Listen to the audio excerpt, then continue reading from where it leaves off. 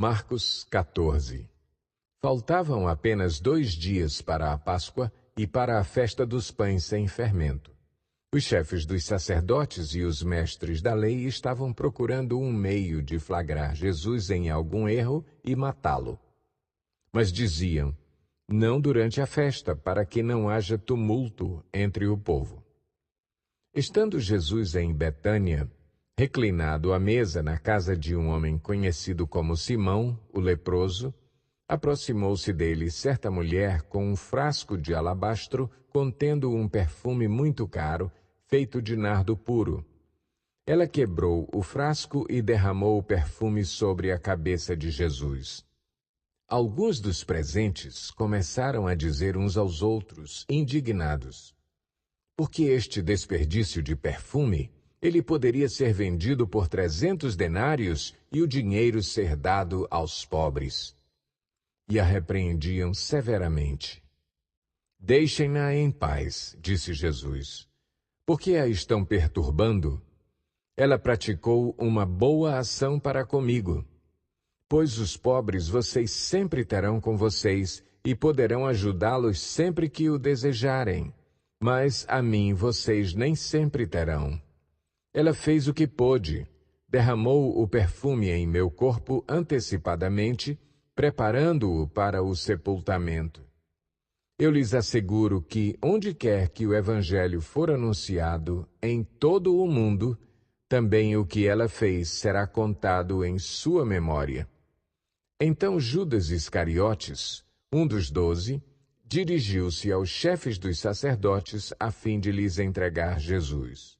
A proposta muito os alegrou e lhe prometeram dinheiro. Assim, ele procurava uma oportunidade para entregá-lo.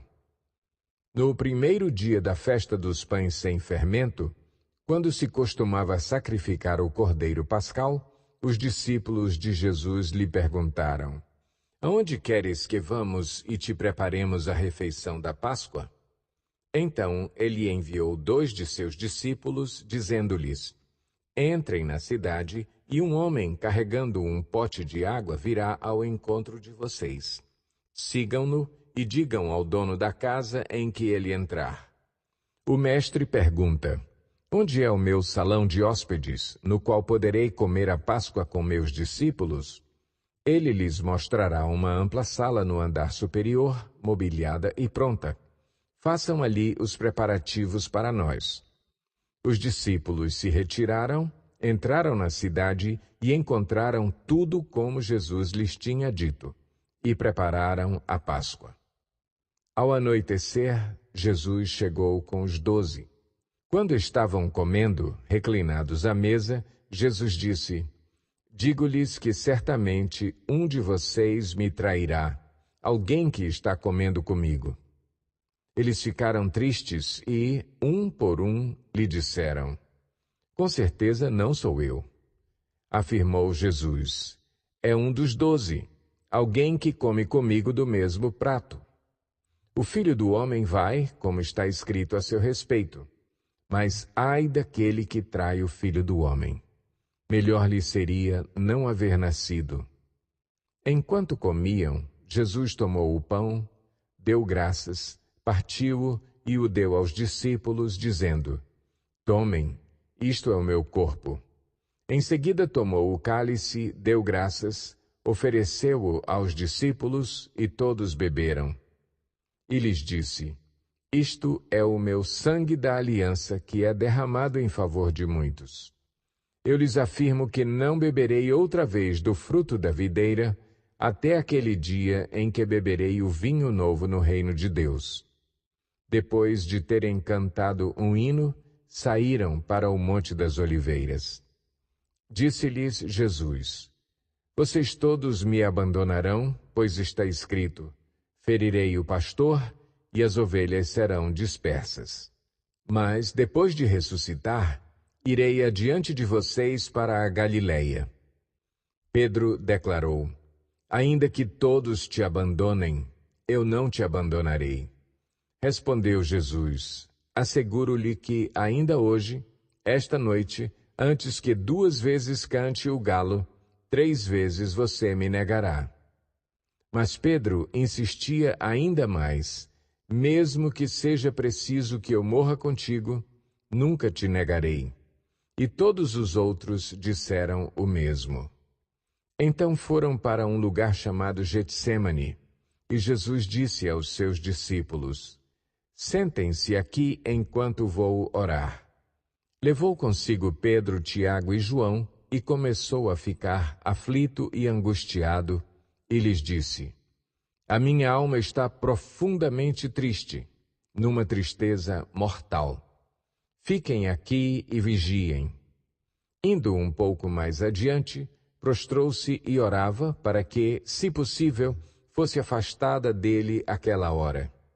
E dizia: Abba, Pai, tudo te é possível.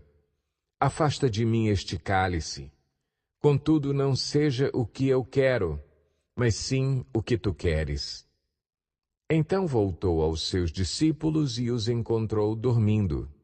Simão, disse ele a Pedro, você está dormindo? Não pôde vigiar nem por uma hora? Vigiem e orem, para que não caiam em tentação. O espírito está pronto, mas a carne é fraca. Mais uma vez ele se afastou e orou, repetindo as mesmas palavras. Quando voltou, de novo os encontrou dormindo, porque seus olhos estavam pesados. Eles não sabiam o que lhe dizer. Voltando pela terceira vez, ele lhes disse: vocês ainda dormem e descansam? Basta! Chegou a hora. Eis que o Filho do Homem está sendo entregue nas mãos dos pecadores. Levantem-se e vamos. Aí vem aquele que me trai. Enquanto ele ainda falava, apareceu Judas, um dos 12. Com ele estava uma multidão armada de espadas e varas, enviada pelos chefes dos sacerdotes, mestres da lei e líderes religiosos. O traidor havia combinado um sinal com eles. Aquele a quem eu saudar com um beijo é ele. Prendam-no e levem-no em segurança. Dirigindo-se imediatamente a Jesus, Judas disse: Mestre! E o beijou. Os homens agarraram Jesus e o prenderam. Então um dos que estavam por perto puxou a espada e feriu o servo do sumo sacerdote, decepando-lhe a orelha. Disse Jesus: estou eu chefiando alguma rebelião para que vocês venham me prender com espadas e varas? Todos os dias eu estive com vocês, ensinando no templo, e vocês não me prenderam. Mas as Escrituras precisam ser cumpridas. Então todos o abandonaram e fugiram. Um jovem, vestindo apenas um lençol de linho, estava seguindo Jesus. Quando tentaram prendê-lo, ele fugiu nu, deixando o lençol para trás. Levaram Jesus ao sumo sacerdote. E então se reuniram todos os chefes dos sacerdotes, os líderes religiosos e os mestres da lei. Pedro o seguiu de longe até o pátio do sumo sacerdote. Sentando-se ali com os guardas, esquentava-se junto ao fogo.